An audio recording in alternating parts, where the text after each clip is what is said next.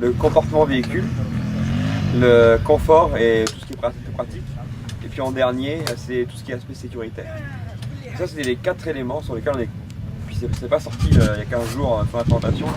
C'est 4 éléments qu'on a décidé qui étaient clés pour se mettre dessus pour essayer d'avoir un pack qui était complet dans une offre.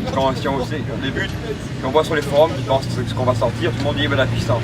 Et la puissance c'est un truc, mais on voulait pas que la puissance. On voulait aussi à la fois un véhicule qui puisse porter des choses, du bois ou n'importe quoi. Puis on voulait pas que ce soit non plus un véhicule au-dedans, qui soit comme sur une autre marque concurrente que je citerai pas, mais dès que tu fais un peu de off-road, bah, t'as plus de dos parce qu'il n'y a pas de suspension ou des choses comme ça.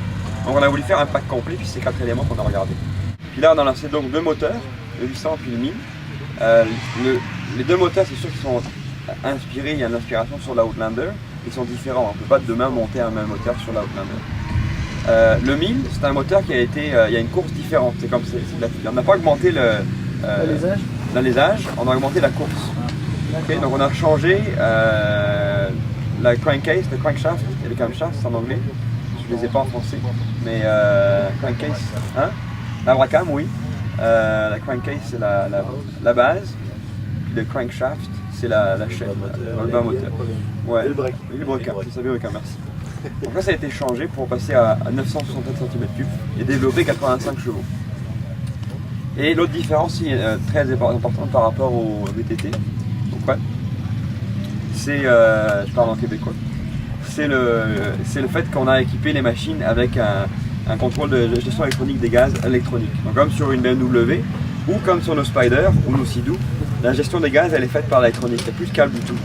Ça c'est une première dans l'industrie hors route, développer un mode de contrôle électronique des gaz. Et l'avantage qu'on a, c'est de pouvoir plus sentir. C'est sûr qu'il y aura toujours, on est en route, donc il y aura toujours un peu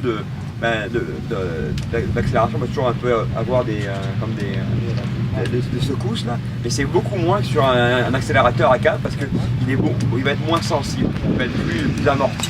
Ça nous permet de mieux gérer ça et de moduler un peu. Quand on passe dans les whoops en constance, on module beaucoup mieux que sur une version avec un câble. Ensuite, l'autre point que ça nous a permis de faire, c'est permis d'avoir différents modes de gestion de la puissance. Non, mais le but c'était d'amener la possibilité de pouvoir gérer le mode sport, c'est une accélération qui est 100% linéaire. Donc quand vous donnez de l'input à la pédale, ça va répondre avec autant d'angles que vous donnez, ça va répondre à la même façon. Donc le mode normal, ce qu'on appelle une forme de banane d'accélération, vous allez vous mettre au fond, ça va accélérer de façon progressive, beaucoup plus progressive qu'un mode sport. Donc ça nous permet de gérer ça, puis ça nous permet également de proposer des clés différentes et qui vont à des vitesses différentes. Donc la performance c'est 120 km/h pour le 1000.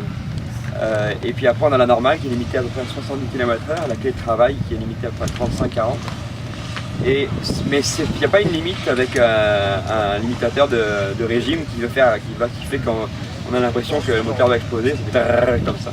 On a une limite avec le contrôle des gaz, donc électronique, donc ça permet de ne pas avoir le sentiment qu'on est vraiment limité en fait.